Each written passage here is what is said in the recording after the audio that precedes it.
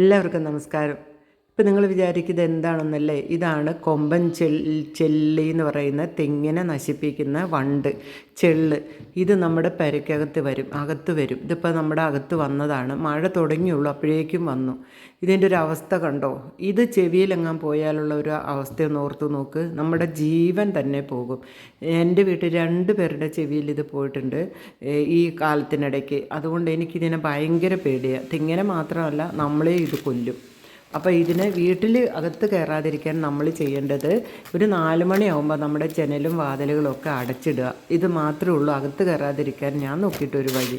പിന്നെ നമുക്ക് ഇത് തെങ്ങിനെയാണല്ലോ കൂടുതൽ ഉപദ്രവിക്കുന്നത്, തെങ്ങിൻ്റെ ശത്രുവായിട്ടാണ് നമ്മൾ കരുതുന്നത്. സത്യം പറഞ്ഞാൽ ഇത് തെങ്ങിനേക്കാൾ കൂടുതൽ എൻ്റെ ശത്രുവാണ്.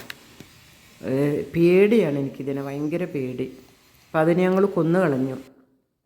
അപ്പോൾ ഇനി ഇത് തെങ്ങിൽ വരാതിരിക്കാനായിട്ട്, തെങ്ങിനെ നശിപ്പിക്കാതിരിക്കാനായിട്ട് നമുക്ക് വീട്ടിൽ ചെയ്യാവുന്ന 1-2 കാര്യങ്ങളുണ്ട്. അതിൽ ഒന്ന് ഞാനിപ്പോൾ കാണിക്കുന്നുള്ളൂ. ആ സംഭവം എനിക്കുള്ളൂ വീട്ടിൽ കേട്ടോ. അതുകൊണ്ടാണ് നമ്മുടെ വീട്ടിലുള്ള ഉപ്പും പിന്നെ കുറച്ച് മണലും, ഈ 2 സാധനം വെച്ചിട്ട് നമുക്ക് തെങ്ങിനെ ഇതിൽ നിന്ന് രക്ഷിക്കാം. അപ്പോൾ അതിന് ഈ ഉപ്പും മണലും കൂടി നമ്മൾ നന്നായിട്ട് മിക്സ് ചെയ്തിട്ട് ഇതിൻ്റെ എന്താ പറയുന്നത്, കവരാന്ന് ഞങ്ങൾ പറയും. തെങ്ങിൻ്റെ പട്ട ഇങ്ങനെ അകത്തി വെച്ചിട്ട് അതിനകത്തോടെ ഇട്ട് കൊടുക്കണം. അപ്പോൾ ഈ ചെള്ള് ചത്തു പൊക്കോളും. അപ്പോൾ ഞാനപ്പോൾ അതെന്നാൽ ഇനി മഴക്കാലമല്ലേ, തെങ്ങിനെയും കൂടി രക്ഷിക്കാമെന്ന് വിചാരിച്ചിട്ട് ഇപ്പോൾ കുറച്ച് ഉപ്പും മണലും കൂടെ ഇതിൻ്റെ കവരയിലിടുകയാണ്. ഇത് ശരിക്കും കവരയൊന്ന് പിടിച്ച് അകത്തിയിട്ട് വേണം, ഇത് അകന്ന് വരുന്നില്ല കേട്ടോ. ഞാൻ അകത്തിയാലൊന്നും പരമാവധി നമുക്കിതിലിട്ട് കൊടുക്കാം. പിന്നെ മഴ പെയ്യുമ്പോൾ അത് എല്ലാം അതിൻ്റെ ഉള്ളിട്ട് ഇറങ്ങിക്കോളും.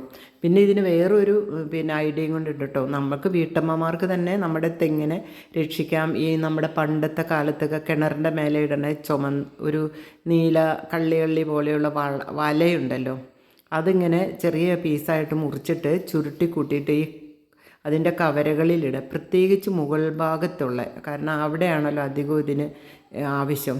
കൂമ്പിൻ്റെ അടുത്തുള്ള കവരകളിൽ ഇട്ട് കൊടുത്താൽ അതിനകത്തുനിന്ന് രക്ഷപ്പെടാതെ ഇതുങ്ങൾ ചത്തു വെക്കോളും. അപ്പോൾ മുകളിലേക്ക് എനിക്ക് എത്താനിട്ട് ബാക്കിയത്തുള്ളത് ചേട്ടനും കൂടെ ഇടുകയാണ്. അപ്പോൾ നിങ്ങളെല്ലാവരും മഴക്കാലത്ത് ശ്രദ്ധിക്കുക, സൂക്ഷിക്കുക.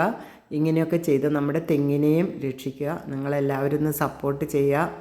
അടുത്ത വീഡിയോ ആയിട്ട് വരാം. ബായ്.